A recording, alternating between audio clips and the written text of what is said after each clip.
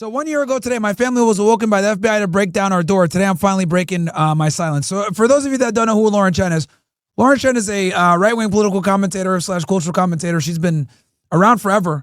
She got involved in a scandal, alleged scandal with Tenet Media. Okay, basically the allegation is that she took money to push out Russian propaganda. Okay, she was investigated by the FBI for this, and multiple other influencers got roped in on this. Benny Johnson, Tim Pool, Dave Rubin, etc. And none of them got arrested, though two other individuals were indicted that were linked to Tenet Media alongside her.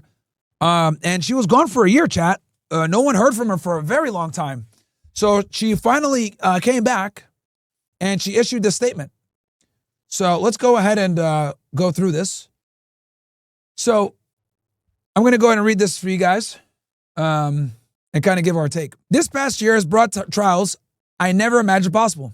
There's so much I have to say, but for now, I'll do my best to answer a question I know many of you have been wondering. What happened?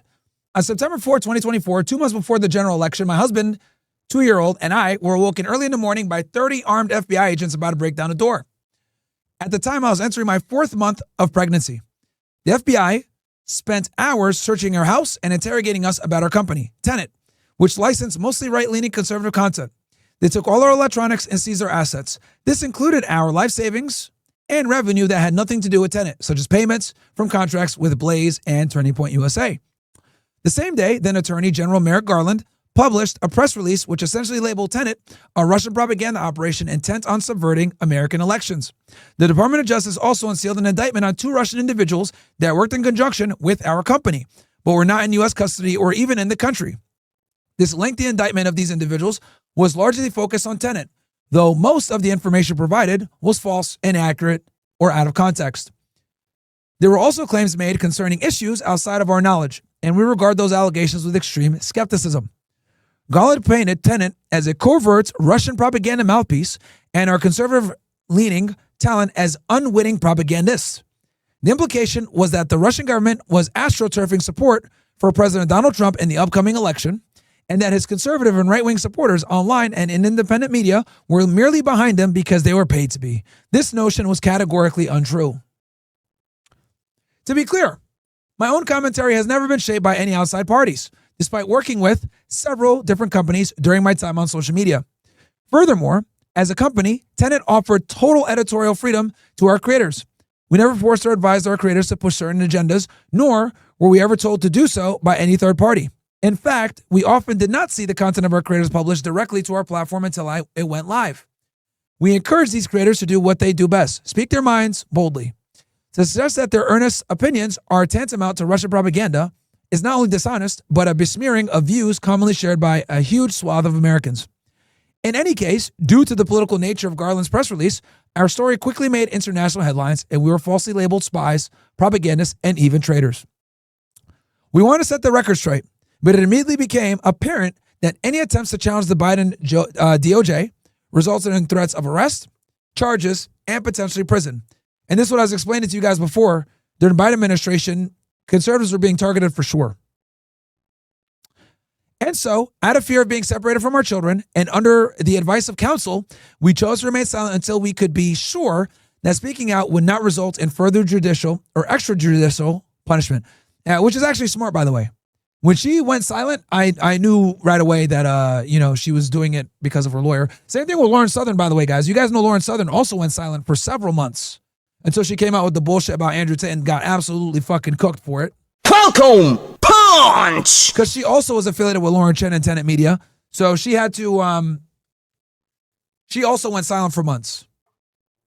And when she did come back, she came out with that bullshit Me Too article where she said that Andrew Tate raped her, when in reality she was a 304. Though there were never any criminal charges, much less convictions, due to the widely publicized investigation, all of our professional contracts were promptly dropped. We were deplatformed from YouTube, TikTok, Discord, and Google. We, and even some of our family members, were debanked by several financial institutions. We were forced to move due to death threats. Our work-based immigration visa, which was torpedoed by the actions against our company, was not renewed. The Canadian government also seemed to have opened their own investigation into us following the highly publicized American case, and of course, we quickly amassed legal fees well into the six figures. In March of this year, due to high blood pressure caused by chronic stress, I was induced and delivered our daughter. Despite circumstances surrounding the pregnancy, she is a happy and healthy baby and has been a light in our lives during these difficulties. Thanks be to God. In April, the U.S. Attorney's Office for the Southern District of New York informed our lawyer that the investigation into us and our company had finally been closed. The news provided us with some relief, but it soon became clear that although we weren't criminals, the SDNY had no interest in restoring us to where we were before the investigation began, though they could easily do so. There would be no similar press release absolving us of the very public and very serious allegations that had been made against us. There would be no help clearing our names with the Canadian government. They would not restore our visa status, and predictably, despite the lack of charges or conviction, our financial assets, all our savings, would not be returned. We have lived humbly this past year, both due financial woes and public vilification. We have had very little certainty about what our future as a family will look like. Because my American visa was contingent upon our company, we had no choice but to leave our home and children's place of birth. We are doing everything in our power to get a new visa and return home. Sadly, we also lost some people who we believed were our friends. But more notably, we were blessed to have quite a number of our colleagues reach out with words of support. Some even published videos are posted in our defense. I am humbled to say that there were many to thank individually. We have also received many kind messages from our audience during the time, and I cannot thank you all enough. Your message of support, which have continued to come even though I've gone from public life for a year now, never failed to bring tears to my eyes. No criminal charges were ever actually brought against myself, my husband, or our company. The legal investigation has been quietly closed. Despite this, the road ahead is fraught with difficulty and uncertainty. I wish this ordeal was over, but our struggles continue as we fight to correct the many ways that our lives were upended. To that end, as some of you have kindly suggested and offered, we are now seeking to help cover our still growing legal fees and our effort to return home. Any support is greatly appreciated, and we look forward to getting back to content creation and our lives soon. Thank you. So, obviously this sucks. And this is an example of what I mean when I told you guys that there was extreme lawfare during the Biden administration. Now, I made a joke here, right? I'm glad she's back, bro.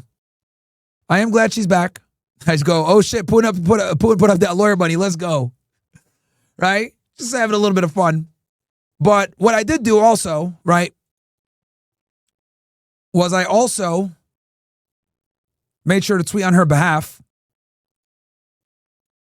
And I put here, Lauren Chen is back and her criminal case was dismissed. She should be reinstated on all social media apps that banned her. The Biden administration went after conservative creators very harshly. And I truly do believe that. I hope she gets her platforms back because, her getting banned on YouTube and shit like that is really fucked up.